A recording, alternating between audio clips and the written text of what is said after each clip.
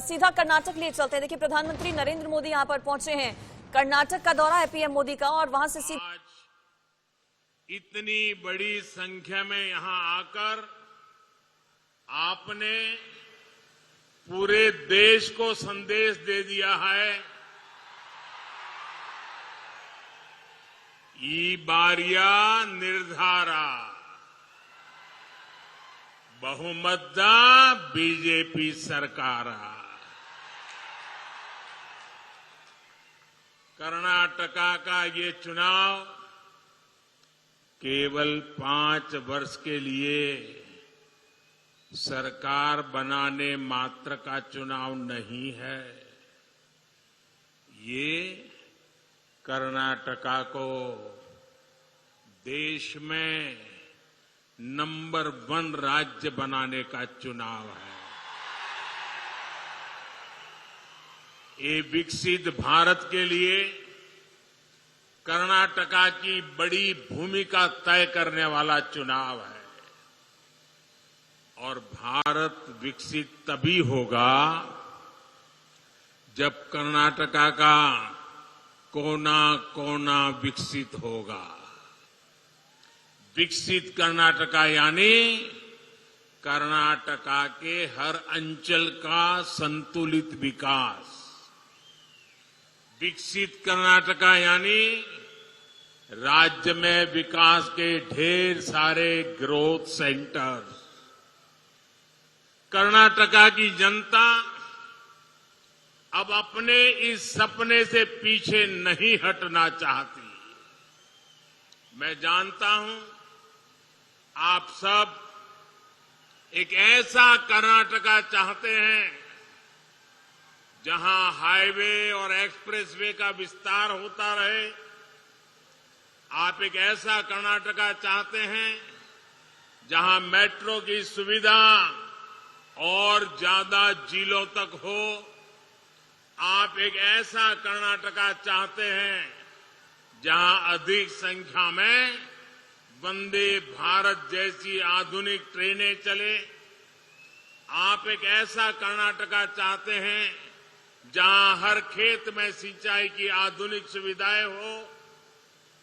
पिछले 5 वर्षों में सामान्य मानवी ने कर्नाटका में विकास की जो रफ्तार देखी है, उसके बाद वो रुकना नहीं चाहते और आपके इस सपने को पूरा करने का बीड़ा बीजेपी ने उठाया है।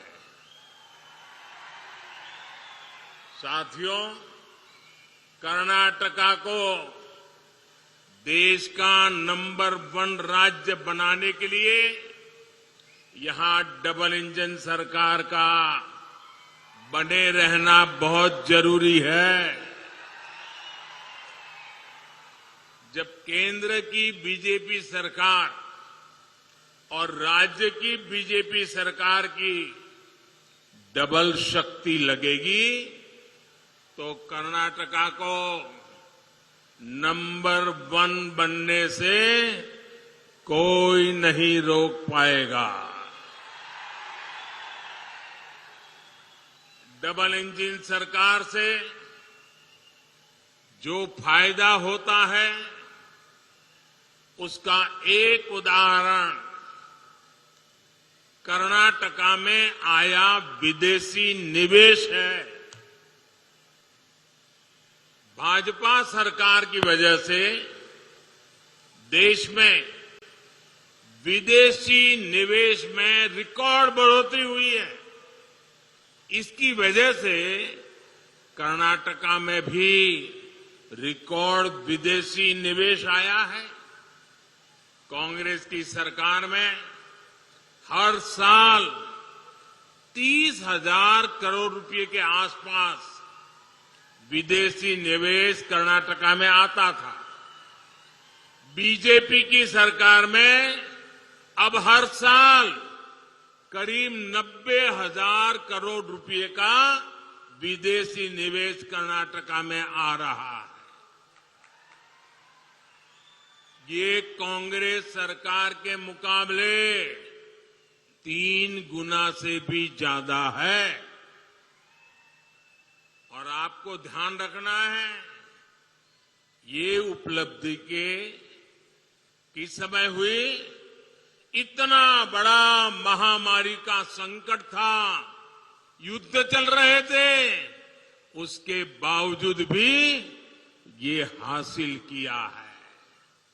साथियों, डबल इंजन का सरकार का मतलब होता है डबल बेनिफिट, डबल स्पीड। जब कर्नाटका में डबल इंजन सरकार नहीं थी तो छोटे छोटे प्रोजेक्ट्स को पूरा करने में सालों लग जाते थे। पानी की कमी क्या होती है, ये कर्नाटका के किसानों, यहां की माताओं बहनों से बेहतर कोई नहीं जान सकता। कांग्रेस सरकार उसके समय देश भर में 100 से ज्यादा ऐसी सिंचाई योजनाएं थी जो दशकों से लटकी हुई थी। बीते 9 वर्षों में दशकों से अधूरी 60 से ज्यादा सिंचाई परियोजनाओं को हम पूरा कर चुके हैं। इनमें से अनेक प्रोजेक्ट कर्नाटका के भी हैं। यहां बीदर में भी महकर लिफ्ट इरिगेशन परियोजना जैसे अनेक सिंचाई के प्रोजेक्ट पर आज तेज गति से काम चल रहा है। साथियों, आज आप सभी देखते हैं कि पीएम किसान सम्मान निधि किसानों का कितना लाभ किया है। अब छोटे छोटे खर्चे के लिए किसानों को यहां वहां भटकना नहीं पड़ता। लेकिन मैं आज आपको एक और बात बताना चाहता हूं। जब हमने ये योजना शुरू की थी तो यहां कांग्रेस और जेडीएस की ही सरकार थी। लेकिन ये लोग लाभार्थी किसानों की सूची केंद्र सरकार को भेजने में ही रुकावटें पैदा करते थे, लिस्ट नहीं भेजते थे। बताओ, आप सोच सकते हैं कांग्रेस जेडीएस को किसानों से कितनी नफरत है। राज्य सरकार को एक नया पैसा नहीं देना था, पैसा हम दिल्ली से भेज रहे थे। उनको तकलीफ ये थी कि बीच में कोई कटकी नहीं हो रही है, माल खाने को मिल नहीं रहा है, ये सीधा उनके बैंक खाते में जा रहा है, इसलिए लिस्ट ही नहीं देते थे।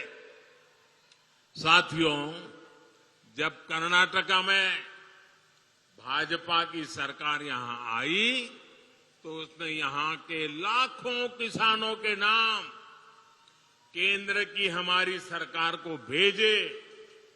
आज उसी वजह से यहां के लाखों किसानों को पीएम किसान सम्मान निधि के पैसे मिल रहे हैं। इतना ही नहीं, केंद्र सरकार ने अगर हर किसान के लिए 6,000 रुपया भेजे तो यहां की भाजपा सरकार ने उसमें 4,000 रुपया और जोड़ दिए, यानी किसानों को और ज्यादा मदद। मुझे खुशी है कि पीएम किसान सम्मान निधि का लाभ कर्नाटका के लगभग 60 लाख किसानों को मिला है।